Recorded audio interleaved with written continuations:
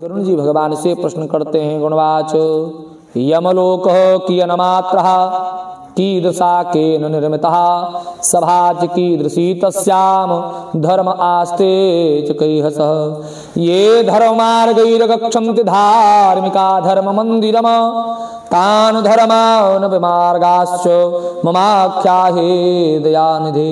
गरुड़ जी ने कहा, हे दयानिधे, यमलोक कितना बड़ा है, कैसा है, किसके द्वारा बनाया हुआ है, वहां की सभा कैसी है, उस सभा में धर्मराज किनके साथ बैठते हैं।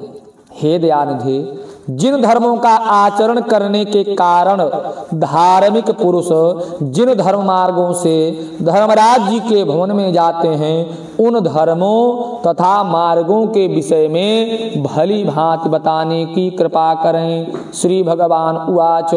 भगवान बोले, शृणुतार्च प्रवक्ष्यामि यद्गम्यम नारदादिभिः तद्धर्मनगरं दिव्यां महापूर्णैर प्राप्यते यामैर्नैरितोरम मध्ये पुरं वै वस्तस्य यत तत्सर्वं वज्रमयं दिव्यम अभेद्यं तत्सुरासुरैः।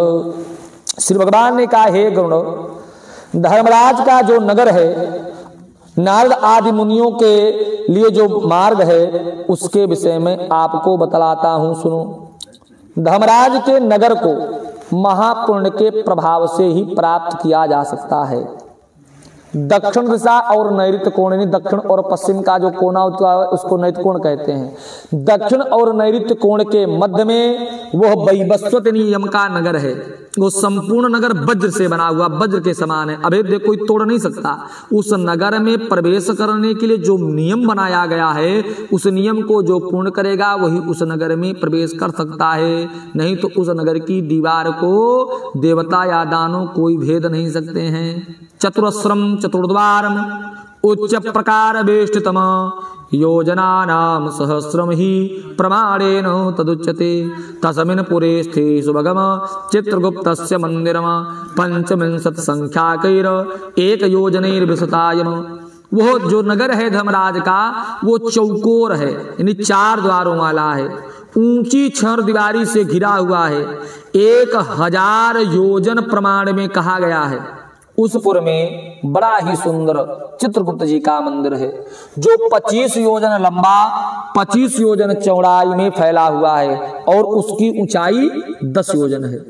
लोहे की अत्यंत दिव्य छहर दीवारी से घिरा हुआ है। वहां आवागमन के लिए सैकड़ों गलियां हैं और वह गलियां, उन गलियों में ध्वजा पताका विभूषित हो रही हैं। वहां विमानों के समूह पड़े, वहां वह विमानों के समूह से घिरा हुआ है और गायन वादन से निरंतर निनादित होता रहता है।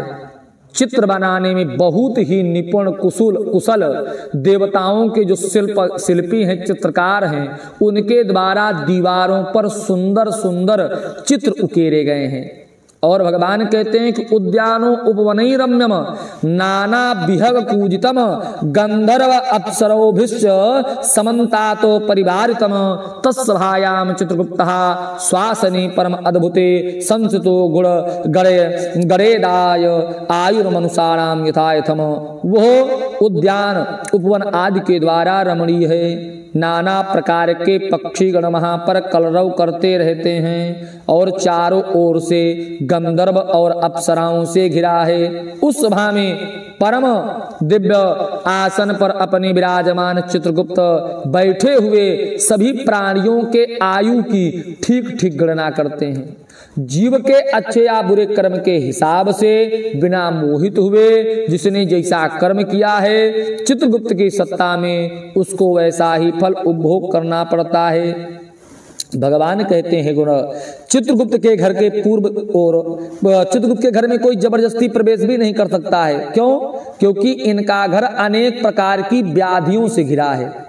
तत्सर्वं भुंजते तत्र चित्रगुप्तस्य शासनात् चित्रगुप्त आलयात् प्राच्यां जुरास्याति महागृहे दक्षिणस्यां सा शूलस्य लुताभिस्फोटकयोस्तया पश्चिमे कालपाशा स्यात् अजीर्ण अरुचिस्तथा। बताया कि चित्रगुप्त के घर के पूर्व दिशा में ज्वर का, बुखार का एक बहुत बड़ा विशाल घर है। उनके घर के दक्षिण दिशा में शूल रोग, विस्फोटक आदि फोड़ा फुंसी वाले रोगों का घर है। तथा पश्चिम दिशा में काल, पास, अजीर्ण, अरुचि नाम के रोगों का घर है। और उनके घर के चित्रगुप्त के घर के पश्चिम दिशा में उत्तर की ओर राजरोग और पान रोग का घर है। उनके घर के ईशान कोण में सिर की पीड़ा का, अग्नि कोण में मूर्छा का, नैऋत्य कोण में अतिसार का और वायव्य कोण में शीत ज्वर और दाह ज्वर, ठंड और गर्म के बुखार का घर है। कोई जबरदस्ती प्रवेश नहीं कर सकता है। अन्यान्य व्याधियों से चित्रगुप्त का भवन घिरा हुआ है। चित्रगुप्त मनुष्यों के शुभ अशुभ कर्मों को लिखते हैं। हे गरुण, इन्हीं चित्रगुप्त के घर से 20 योजन और आगे बड़ा सुंदर वह धर्मराज का भवन है। 200 योजना नामोचा विस्तार्यामतः स्फुटम 50 प्रमाणेन योजना नाम समुक्षतम तृतम अस्तंभ सहस्त्रैश्च वैदूर्य मणिमंडितम कंचनालंकृतम नाना हरम प्रसादो संकुलम शारदाभृणभम रुक्म कलशै सुमनोहरम चित्र स्फटिक सोपानम वज्रकुट्टिम शोभितम। वहां से 20 योजन आगे चित्रगुप्त के घर से बड़ा सुंदर धर्मराज का मंदिर है, घर है। वो 200 योजन लंबा, 200 योजन चौड़ा और 50 योजन ऊंचा है। हजारों खंभों ने उस विस्तार वाले विस्तृत धर्मराज के भवन को धारण किए हुए हैं। वैदूर्य मणि से मंडित हैं, स्वर्ण से अलंकृत हो रहे हैं। अनेकानेक प्रकार के हरम का मतलब होता है धनिकों के भवन, और प्रसाद गृह का मतलब होता है देवताओं के मंदिर, राज मंदिर, इनको देवसदन कहा जाता है, से परिपूर्ण है। वह भवन धर्मराज का जैसे शरत काल में ठंडी के महीने में एकदम श्वेत आभा आकाश मंडल में चंद्रमा की प्रकाशित होती है, जैसे एलईडी बल्ब की श्वेत आभा होती है, ऐसे श्वेत प्रकाश से निरंतर प्रकाशित होता रहता है। भगवान कहते हैं स्वर्ण के बने हुए कलशों के द्वारा वह धर्मराज का भवन बहुत ही मनोहर लगता है। उसमें बहुरंगी प्रकार के चित्र, अनेक रंग की पंक्तियों के पंखुड़ियों के समान वज्र के जैसी एकदम मजबूत कुट्टिम माने फर्श जो है वहां की बहुत ही सुंदर, और स्फटिक मणि की सीढ़ियां और हीरा आदि से जड़ी हुई कुट्टिम फर्श सुशोभित हो रही है। गवाक्षों से, गवाक्ष का मतलब होता है रोशनदान, गवाक्षों में मोतियों की झालर लगे हुए हैं और पताकाओं ध्वजों से विभूषित हैं। घंटा नगारों से निनादित तथा स्वर्ण के बने तोरण से मंडित हैं। वहां अनेक प्रकार के आश्चर्यों से परिपूर्ण स्वर्ण के निर्मित सैकड़ों किवाड़े लगे हुए हैं। कंटक जिनमें होते हैं, कंटका रहित वृक्ष हैं, उनकी लताओं से, झाड़ियों से, जो किवाड़ों पर उनकी झाड़ियां लगी हुई हैं, बहुत ही सुशोभित हो रही हैं। इस प्रकार अन्य अनेक प्रकार के भूषणों से विभूषित भगवान विश्वकर्मा ने अपने आत्म योग के प्रभाव से इस नगर का निर्माण किया। एवं आधुन्यैः भूषणैर् भूषितं सदा आत्मयोगो प्रभावस्य निर्मितं विश्वकर्मणा तस्मिन्स्ते सभा दिव्या शतयोजनम आयता अर्क प्रकाशा भ्राजिष्णु मनो अत्यंत हर्षणी। इसी धर्मराज के भवन में एक बहुत ही सुंदर सभा है। धर्मराज की बहुत सुंदर सभा है जहां पर धर्मराज बैठते हैं। वो 100 योजन के लंबाई में है और अर्क प्रकाश सूर्य के समान स्वतः ही प्रकाशित होती रहती है और सर्वतः काम रूपणी। और ऐसी सभा है कि उस सभा में रहने वाले जो सभासद हैं, जिनकी जैसी इच्छा होती है उनको वह सभा वैसी ही प्रतीत होती है। और वह सभा कैसी है? न चात शीता न चात उष्णा मनो अत्यंत हर्षणी। वहां पर न ठंडी है न गर्मी, वातानुकूलित मन का हरण करने वाली बहुत ही सुंदर 100 योजन के विस्तार वाली वो धर्मराज की सभा है। वहां पर न शोको न जरा तस्याम क्षुतपिपासे न चाप्रियम। वहां पर शोक, जरा, अप्रिय आदि होते ही नहीं है। सर्वे कामा स्थिता यस्याम ये दिव्या ये च च मानुषाः, वहां पर देवताओं और मनुष्यों के रस जो भी होते हैं पदार्थ, पेय पदार्थ, भक्ष और भोज्य पदार्थ, रसवच्च प्रभूतम चा भक्षम भोज्यम च सर्वदा, रस पदार्थ यानी पेय पदार्थ, भक्ष और भोज्य की सभी सामग्रियां उपलब्ध हैं। और ऐसे रस नहीं है, रसवंती तोयानी उष्णानी शीतानी मधुरानी च, वहां पर मधुर जल शरबत और शीतल जल कोल्ड ड्रिंक, ऊष्ण जल चाय आदि सब उपलब्ध है। पुण्या शब्दा तस्याम नित्य काम फलद्रुमाहा, वहां पर कामनाओं को परिपूर्ण करने वाले वृक्षादि हैं। धर्मराज की उस सभा में ऐसे ऐसे वृक्ष हैं कि जिन वृक्षों के नीचे खड़े होकर के हम जो कामना करें वो कामना अपनी पूर्णता को प्राप्त हो जावे। भगवान कहते हैं गुण वह सभा बाधा रहित है, रमणीय है, कामनाओं को पूर्ण करने वाली है। भगवान विश्वकर्मा ने बहुत समय तक तपस्या करके धर्मराज के इस दिव्य नगर का निर्माण किया था। यहाँ पर आता जाता कौन है? काम उग्र तपसो यान्ति सुव्रता सत्यवादिनः, शांता संन्यासिना सिद्धा पूता पूतेन कर्मणाः। बताया कि इस सभा में सुव्रती, सत्यवादी, शांत, सन्यासी, सिद्ध और पवित्र कर्म के शुद्ध विशुद्ध हुए जीव जाते हैं। उन सभी का देह तेजोमय होता है, स्वताई प्रकाश होता रहता है। वे आभूषण आदि से अलंकृत निर्मल शुद्ध वस्त्र से युक्त होते हैं तथा अपने किए हुए पुण्य के कर्मों के कारण वहां पर विराजमान होते हैं। वहां पर अपने सिंहासन पर भगवान धर्मराज उसी सभा में बैठे हुए हैं। उन धर्मराज का रूप स्वभाव क्या है? तो बताया कि 10 योजन विस्तीर्ण सर्वरत्न सुमंडिते उपविष्ट सताम श्रेष्ठ छत्रमोभित मस्तका कुंडलालंकृता श्रीमान महामुकुटमंडितः सर्व अलंकार संयुक्तो नीलमेघो समप्रभा बालवजन हस्ताभिर्विश्वबीजदाः। उन धर्मराज सरकार की 10 योजन तो लंबाई है, अनेक प्रकार के रत्नों सुशोभित उस सभा में अनुपम एवं उत्तम आसन पर धर्मराज विद्यमान हैं। वह सत्पुरुषों में श्रेष्ठ हैं। उनके मस्तक पर छत्र सुशोभित है और कानों में कुंडल से अलंकृत वही श्रीमान महामुकुट से सुशोभित हैं। वह सभी प्रकार के अलंकारों से समन्वित और आकाश में जैसे नीला मेघ होता है, बादल होता है, वैसी नीली नीली कांति भगवान धर्मराज की है। गंधर्वों के समूह तथा अप्सरागणों का संघ गायन वादन और नृत्य आदि के द्वारा सभी ओर से उन धर्मराज भगवान की सेवा करते हैं। पास पास माने रस्सी से प्राण खींचा जाता है, जो का पास लिए हुए हाथ में मृत्यु और बलवान कालता विचित्र आकृत वाले चित्रगुप्त एवं कृतांत के द्वारा वे सेवित होते रहते हैं। भगवान कहते गुरु जी उनकी उस सभा में बड़े बड़े हेगराज, उनकी उस सभा में अग्निस्वात सोमप उष्मप स्वधावान भैरकत मूर्तिमान तथा अमूर्तिमान जो हमारे पितृगण हैं अरमा आदि वे मूर्तिमान पितर हैं, वह सब मुनियों के साथ उसी सभा में धर्मराज भगवान की उपासना करते हैं। इस सभा में बहुत सारे ऋषिगण भी रहते हैं। कौन कौन ऋषि? तो बताया कि अत्रि, वशिष्ठ, पुलह, दक्ष, क्रतु, अंगिरा, जमदग्नि, परशुराम, भृगु, पुलस्त्य, आगस्त्य, नारद, ये ऋषिगण तथा अन्य भी बहुत सारे ऋषिगण पवित्र कर्म कर चुके हैं, जिनकी संख्या और नाम उनके गुण कर्म के आधार पर की ही नहीं जा सकती है। भगवान ब्रह्मा के आदेश के अनुसार व्याख्याभिर्धर्मशास्त्राणाम निर्णेतारो यदायतम सेवन्ते धर्मराजमते शासनाथ परमेश्वना।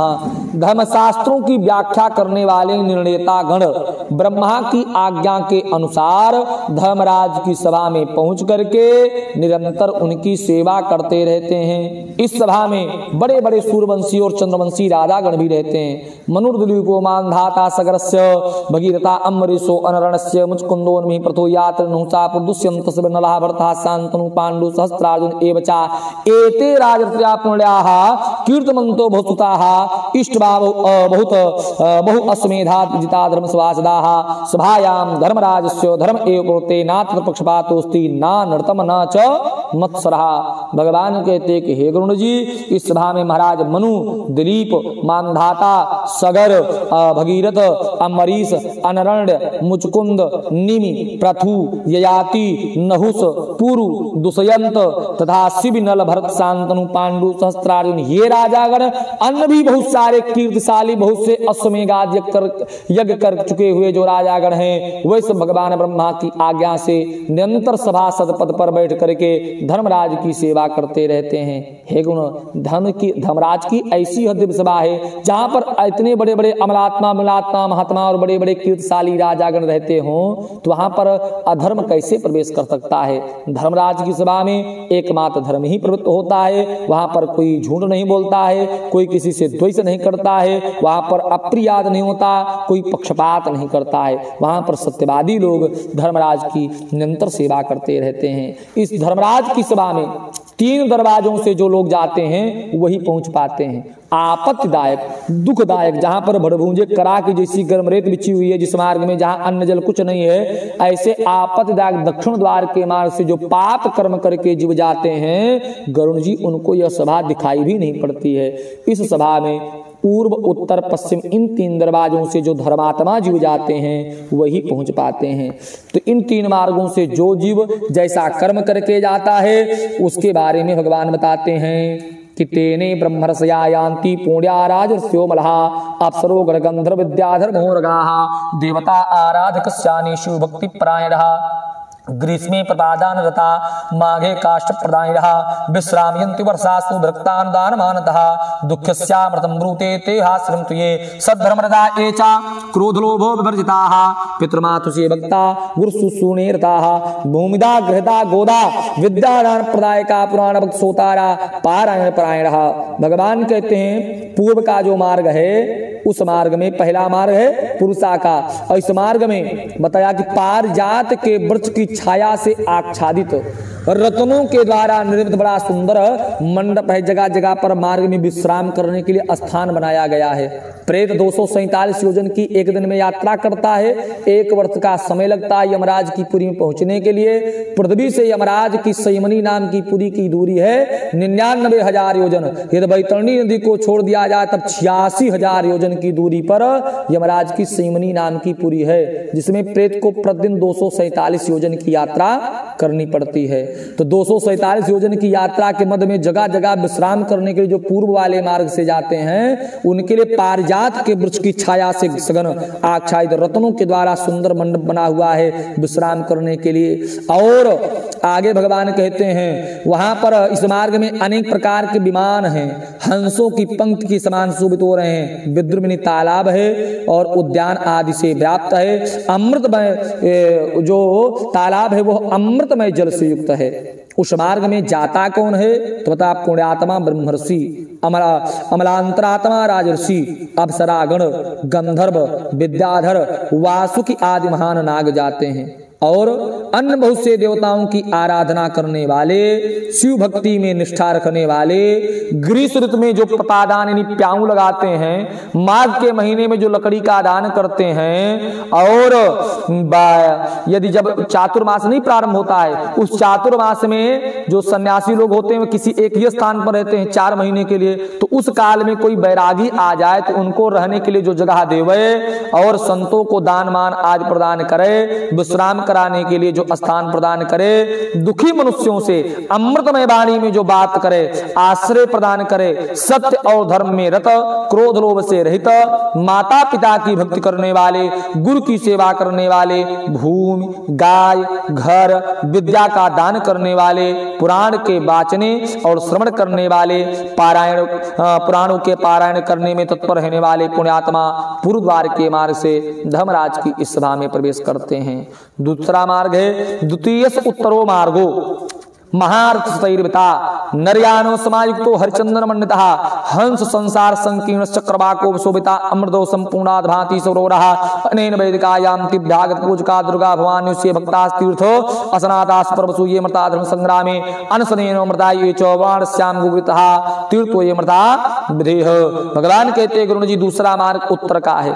जो सैकड़ों विशाल रथों तथा शिविका यानी नरयान पालकी जिसको कहा जाता है, मियाना नरयान से परिपूर्ण है, वह हरिचंदन के वृक्षों से शोभित है। उस मार्ग में हंस और सारस व्याप्त हैं, चक्रवात से शोभित हो रहा है। अमृत तुल्ययुक्त जल से परिपूर्ण एक मनोरम सरोवर है। इस मार्ग में वैदिक अभ्यागतों की पूजा करने वाले, सूर्य के भक्त, पर्व में तीर्थ पर स्नान करने वाले, धर्म संग्राम में था अनशन करके जो मृत्यु का वर्ण करते हैं, वाराणसी में गौशाला में अथवा तीर्थ जल में विधिवत जो प्राण का त्याग करते हैं, ब्राह्मण अथवा अपने स्वामी के कार्य के निमित्त तीर्थ क्षेत्र में मरने वाले, जो देव प्रतिमा आदि के विध्वंस होने से बचाने के प्रयास में प्राण त्याग करने वाले हैं, योगाभ्यास में जो प्राण का त्याग करते हैं, सुपात्र व्यक्ति की जो पूजा करते हैं तथा नित्य महादान करने वाले वे व्यक्ति उत्तर द्वार के से धर्मराज की सभा में प्रवेश करते हैं। तृतीय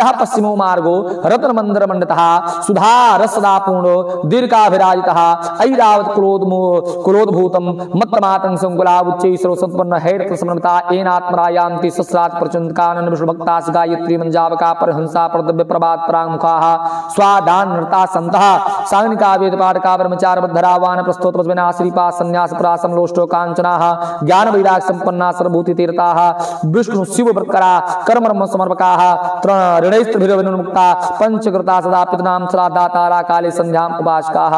तीसरा मार्ग पश्चिम दिशा का है, जो रत्नों के द्वारा जटित भवनों से सुशोभित है, वह अमृतसर से सदा परिपूर्ण रहने वाली बावड़ियों से युक्त है। यह मार्ग में, इस मार्ग में हाथी और घोड़े भरे पड़े हैं। हाथी ऐरावत वंश के हैं, घोड़े उच्चैश्रवा वंश के हैं जो समुद्र मंथन में प्राप्त हुए थे, इस वंश के हाथी घोड़े हैं। इस मार्ग में जाता कौन है? तो इस मार्ग में आत्म तत्व वेत्ता, सत शास्त्रों के परिचिंतक, भगवान विष्णु के अनन्य भक्त, गायत्री मंत्र का जप करने वाले, दूसरे के प्रति हिंसा भाव का त्याग करने वाले, दूसरे के द्रव्य दूसरे की निंदा से दूर रहने वाले, अपनी पत्नी में संतुष्ट रहने वाले संत, अग्निहोत्री, वेद पाठी ब्राह्मण चाहते हैं, ब्रह्मचर्य व्रत का पालन करने वाले, वानप्रस्थ आश्रम के नियमों का पालन करने वाले तपस्वी, संन्यास धर्म का पालन करने वाले तथा श्रीचरण सन्यासियों, मिट्टी के ढेले, पत्थर और स्वर्ण इन सबको एक समान जो मानते हैं, ऐसे स्वभाव वाले ज्ञानी वैरागी जन सभी प्राणियों के हित में जो रत रहते हैं, शिव और विष्णु जी का जो व्रत करते हैं, सभी कर्म को, सभी अपने किए हुए कर्म को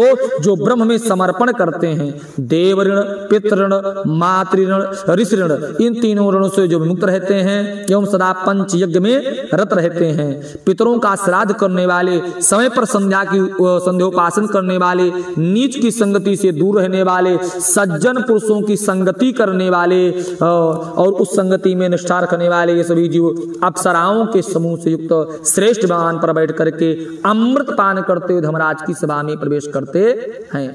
जीव जब धर्मराज की सभा में प्रवेश करता है तो धर्मराज अपने सिंहासन से उठ जाते हैं और दरवाजे पर उसका स्वागत करने के लिए जाते हैं। और जो धर्मात्मा जीव है ना, वो भी अपने पूर्ण प्रभास, उसके चार भुजा, चार हाथ हो जाती है, जिसे भगवान के पार्षद होते हैं, उसने भी सुंदर पीला अवधारण किया हुआ है, चार भुजा संस्कृता धारण किया हुआ है। ऐसे धार्मिक जनों के साथ स्नेहात मित्रम बदाचरे, तो वही धर्मराज प्रेम पूर्वक मित्रवत व्यवहार करते हैं और सिंहासन करते, उसको बैठने सिंहासन प्रदान करते हैं। नमस्कारम करोचा, धर्मराज धर्मात्मा को नमस्कार करते हैं, पादार्घम करते उसका पैर धुलते हैं, पश्चात पूजते चंदनादि भी, और चंदन आदि से यथा उचित धर्मराज धार्मिक जनों की पूजा करते हैं। और वह धर्मराज किसी धार्मिक जन को जब अपनी सभा में प्राप्त करते हैं तो अपनी इन बड़े बड़े कीर्तिशाली बड़े बड़े राजर्षि गण से और अमरात्मा मलात्मा महात्माओं से कहते हैं कि भो नमस्कुर्वन्तु भो सभ्याः ज्ञानिनां परम आदरात् एष मे मंडलम भित्वा ब्रह्मलोकम प्रयासति भो भो बलवदां श्रेष्ठ नरकक्लेशभिर्भा भवद्भिः सातम कुंडल दैवत्वं सुखदायकम। धर्मराज कहते हैं, हे सभासदों, इस ज्ञानी को परम आदर पूर्वक आप लोग नमस्कार कीजिए, ये हमारे मंडल को भेद करके ब्रह्मलोक में जा रहे हैं। हे बुद्धिमानों में श्रेष्ठ और नरक की यातना से भयभीत रहने वाले पुण्यात्माओं, आप लोगों ने अपने पुण्य रूपी कर्म अनुष्ठान से सुख प्रदान करने वाले दैवत्व को प्राप्त किया। बहुत ही दुर्लभ है मनुष्य योनि को प्राप्त करना। उसको प्राप्त करके जो नित्य वस्तु धर्म का साधन नहीं करता वो घोर नरक में जाता है। और उससे बढ़कर जो अचेतन अज्ञानी और कौन है। अस्थिर शरीर और अस्थिर धन आदि से कोई बुद्धिमान मनुष्य स्थिर धर्म का संचयन करता है। इसलिए सभी प्रकार के प्रयत्न को करके धर्म का संचय करता हुआ आप लोग सभी का भोगों से परिपूर्ण हे पुण्यात्माओं स्वर्ग में निवास करें। भगवान कहते हैं इस प्रकार धर्मराज की वाणी को सुनता हुआ प्रेम पूर्वक उस सभा में कुछ लोग तो स्थित रहते हैं, कुछ लोग भगवान के परम धाम को चले जाते हैं। जो उस सभा में स्थित रहते हैं वो देवताओं के भक्ष्यभोज पदार्थ का कुछ समय तक सेवन करते हैं और शेष पुण्य के प्रभाव से किसी धनी के घर में सर्वज्ञ सुबुद्धवान गुणवान भाग्यवान होकर के जन्म प्राप्त करते हैं और बाल्यकाल में ही सभी विद्याओं को पढ़ जाते हैं। युवावस्था में सुंदर स्त्री के साथ विवाह होता है और वृद्धावस्था में आत्मा का चिंतन करके पुनः वे मोक्ष पद को प्राप्त करते हैं। श्री गुरु पुराणे सारद्वारे धर्मराज निरूपण महात्म्य नारायण चरण कमल अर्पणमस्तु। बोलो गदाधर भगवान।